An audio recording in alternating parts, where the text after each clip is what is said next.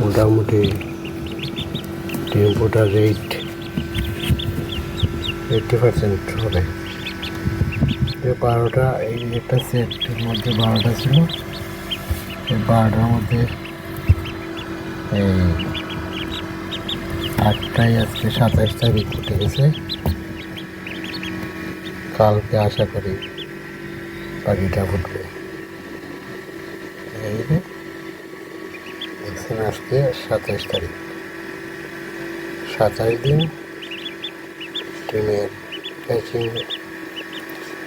Date 27 তারিখ। আজকে এই যে ফুটলো 3টা। এই যে হাঁসের বাচ্চা, হাঁসের বাচ্চা, এই যে 4টে হয়ে গেছে।